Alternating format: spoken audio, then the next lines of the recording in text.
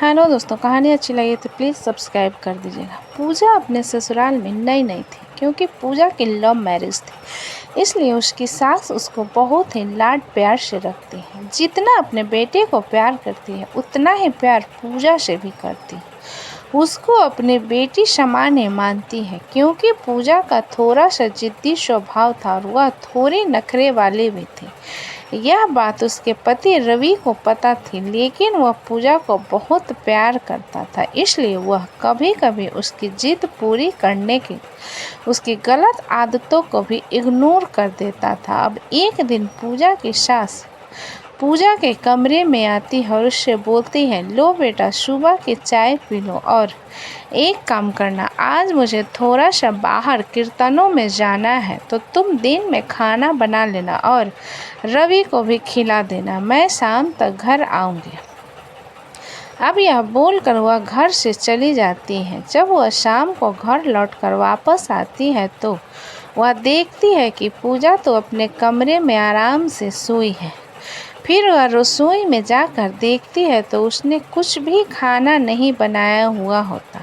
अब पूजा थोड़ी देर बाद उठकर नीचे आती है और उसकी सास उसको चाय देती है और उससे बोलती है, बेटा, आज थक गई होगी इसलिए शाम तक सोई हो। तभी पूजा बोलती है, नहीं माँ जी, आज आप घर में नहीं थे तो मैंने रवि से बोला कि चलो हम बाहर मूवी देखने जाते हैं और खाना भी बाहर ही खा लेंगे। तो हम दिन में बाहर खाना खाकर आए और रवि घर आकर काम पर चले गए थे, इसलिए मैं बैठी थी तो मुझे नींद लग गई। वैसे मम्मी जी, चाय बहुत अच्छी बनाई है आपने। ऐसा बोलकर पूजा चाय पीने लगती है। अब शाम को रवि जब घर आता है तो सभी लोग डिनर कर रहे होते। पूजा अपना खाना लेकर वहाँ से जाने लगती है। तभी रवि उससे पूछता है कि पूजा, तुम कहाँ जा रही हो? पूजा बताती है, अरे वह मेरी एक फ्रेंड का कॉल आया है ना, तो वह उसको कुछ पूछना था कि कल हम लोग घूमने प्रोग्राम बन रहा है, तो हम सोच रहे थे कि कुछ सेल वगैरह भी लगी है तो वहाँ पे जाएंगे, तो उसी के बारे में डिस्कशन करना है, इसलिए मैं उससे बात करने के लिए रूम में जा रही हूँ। पूजा की यह बात सुनकर रवि नाराज हो जाता है और पूजा से तेज आवाज़ में बोलता है कि पूजा, देखो, मैंने तुम्हें आज तक कभी किसी चीज़ के लिए रोक टोक नहीं की है, लेकिन यह जो तुम कर रही हो अच्छा नहीं है। सब लोग एक जगह बैठकर खाना खा रहे हैं और तुम अपना खाना उठाकर अपने कमरे में जाने लगी। फिर पूजा रवि से बोलती है कि मैंने बताया ना कि मेरी फ्रेंड का कॉल आया है, उससे बात करनी है। तभी रवि बोलता है, नहीं पूजा, तुम्हें सभी के साथ खाना चाहिए और यह मैनर्स तुम्हें पता होने चाहिए कि जब सब लोग मिलकर खाना खा रहे हैं तो तुम्हें साथ में बैठकर खाना खाना चाहिए। तुम इस घर की बहू हो और बल्कि तुम्हें और लोगों को खाना खिलाना चाहिए। उल्टा तुम्हारा खाना मम्मी लगा कर दे रही है, उसमें भी तुम खाना उठा कर जा रही हो। अब रवि की यह बात सुनकर पूजा गुस्से में तमतमा जाती है और खाने की प्लेट वहीं टेबल पर पटक कर अपने कमरे में चली जाती है। अब रवि भी पूजा के पीछे पीछे कमरे में आता है। पूजा रवि से बात नहीं कर रही होती है तो रवि उससे बोलता है, देखो पूजा, तुम खुद बताओ, तुम्हें घर में एक बहू की तरह नहीं, बेटी की तरह मेरी माँ ने रखा है, लेकिन मेरी इतनी सी बात तुम्हें इतना बुरा लग गई कि तुम खाना वैसे वहाँ पटक कर आ गई। क्योंकि पूजा थोड़ा सा लाड़ प्यार में ज़्यादा ही पली बड़ी थी। उसको इतनी भी समझ नहीं थी कि अगर ससुराल में थोड़ा बहुत एडजस्ट करना पड़ता है। यह बात ना समझते हुए भी पूजा रवि से ही बोलती है कि नहीं रवि, तुमने आज बहुत बड़ी बात कर दी। ऐसा तो मेरे माँ बाप ने कभी मुझे नहीं टोका है, और रवि से नाराज़ हो जाती है। अब अगले दिन पूजा अपना सारा सामान पैक कर रही होती है। तभी रवि उससे पूछता है कि पूजा, यह क्या कर रही हो तुम? तो पूजा बोलती है कि मैं अपने घर जा रही हूँ, मुझे यहाँ नहीं रहना है क्योंकि मेरे मायके में कोई भी ऐसे मेरा अपमान नहीं कर, वहाँ सब मुझे प्यार करते हैं, इसलिए मैं जा रही हूँ। और ऐसा बोलकर वह घर छोड़कर चली जाती है। रवि उसे रोकने की कोशिश करता है लेकिन वह नहीं मानती। पूजा अपने मायके में पहुंच जाती है तो जब वह घर पहुंचती है तो उसकी माँ उसको देखकर बहुत खुश हो जाती है और कहती है, अरे बेटी, तू अचानक से कैसे आ गई? तो पूजा बोलती है, माँ अंदर आने दो, फिर बताती हूँ। अब पूजा अंदर जाती है तो उसकी माँ उससे पूछता है, बेटी अचानक कैसे आना हुआ? तब पूजा रोने लग जाती है और अपनी माँ को सारी बात बताती है। अब उसकी भाभी भी वहीं पर होती है और उनकी सारी बातें सुन रही होती हैं। अब पूजा की माँ पूजा से बोलती है कि बेटा तू एक काम कर, तू अंदर जा पहले और फ्रेश होकर आ, उसके बाद बात कर। अब पूजा अंदर चली जाती है। पूजा की माँ और उसकी भाभी सोफे पर बैठे होते हैं। उसकी भाभी पूजा की माँ से बोलती है, माँ जी यह आपको क्या लगता है, पूजा ने सही किया? अपना ससुराल छोड़कर मायके में ऐसे आ गई है। तब उसकी माँ कहती है, अरे यह छोटी छोटी बातों पर गुस्सा करके हर दूसरे दिन ऐसे ही आ जाती है। फिर उसकी भाभी बोलती है, माँ जी यह क्या सही है, ऐसी छोटी छोटी बातों पर अपने मायके आ जाना? तब फिर उसकी माँ बोलती है, मैं क्या करूँ, मुझे समझ में नहीं आ रहा है, क्योंकि बचपन से ही इसको हमने इतने लाड प्यार दिया है कि अब यह बिल्कुल ज़िद्दी हो गई है। सब कुछ इसके हाथ में ला कर दिया, अब इसको भी तो सोचना चाहिए कि अब ससुराल वाली हो गई है, थोड़ा सा तो एडजस्ट करना ही पड़ता है। अब ऐसे कुछ बोलूँगी तो इसको बुरा लगेगा और बोलेगी कि यहाँ भी मुझे सब लोग सुना रहे हैं, मुझे तो कुछ समझ में नहीं आ रहा है। तब पूजा की भाभी बोलती है, माँ जी आप पूजा को ऐसे ही सपोर्ट करते रहेंगे तो इसे इसका घर नहीं बना पाओगे, उल्टा घर बर्बाद हो जाएगा। एक काम करिए, हमें कुछ न कुछ करना पड़ेगा, नहीं तो यह हर दूसरे दिन ऐसी छोटी छोटी बातों पर घर ससुराल छोड़कर मायके आ जाएंगे और एक दिन ऐसा आएगा कि इन दोनों का रिश्ता भी खराब हो जाएगा। तब पूजा की माँ बोलती है, क्या करे, तू ही बता बहू। तब उसकी भाभी बोलती है, माँ जी मैं ही कुछ करती हूँ, लेकिन आपको भी मेरा साथ देना होगा।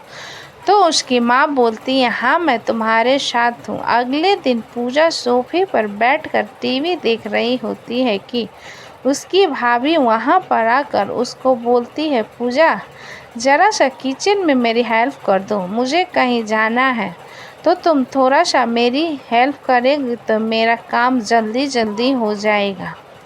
तो पूजा बोलती है, भाभी क्या इतना थक के तो मैं आई हूँ ससुराल से, अब यहाँ भी आकर काम करूँगी, कैसे होगा, मुझे आप कर लो ना। भाभी मुझे सीरियल देखने दो, इतना अच्छा सीरियल आ रहा है, प्लीज़ भाभी। ऐसा बोलकर पूजा फिर से टीवी देखने लग जाती है। अब वहीं पर उसकी माँ बैठी होती है। उसकी भाभी अपनी सास से बोलती है, माँ जी घर का भी और बाहर का भी सारा काम मुझे अकेले ही करना पड़ता है, ऐसे नहीं चलेगा घर में। और मैं और पूजा से थोड़ी हेल्प के लिए बोला तो यह भी मेरी हेल्प नहीं कर रही। पूजा के पास सीरियल देखने का टाइम है, लेकिन घर के काम में हाथ बटाने के लिए टाइम नहीं है।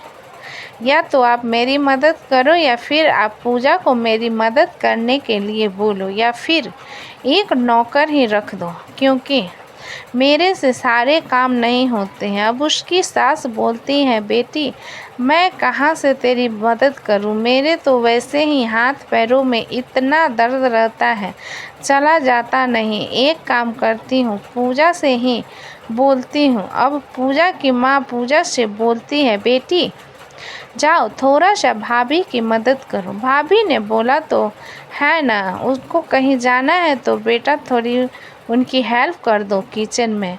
अब पूजा मरे मन से किचन में भाभी के साथ काम करने लग जाती है, लेकिन मन ही मन सोचती है कि इससे अच्छा तो मैं अपने ससुराल में ही थी, वहाँ कम से कम ऐसे काम तो नहीं करना पड़ रहा था, यहाँ आते ही भाभी ने काम पर लगा दिया। क्या करूँ, मुझे तो कुछ समझ नहीं आ रहा। अब आप जैसे तैसे पूजा काम निपटा कर अपने कमरे में सोने चली जाती है। जैसे ही पूजा अपने कमरे में आराम कर रही होती है तो थोड़ी ही देर में उसकी भाभी दरवाजे पर आ जाती है और पूजा से कहती है, अरे पूजा, तुम क्या कर रही हो? तो पूजा बोलती है, भाभी मैं आराम कर रही हूँ। फिर उसकी भाभी बोलती है, ठीक है, एक काम करना, शाम को पास की दुकान है, थोड़ा सब्जी ले आना, क्योंकि घर पर सब्जियाँ खत्म हो रही हैं।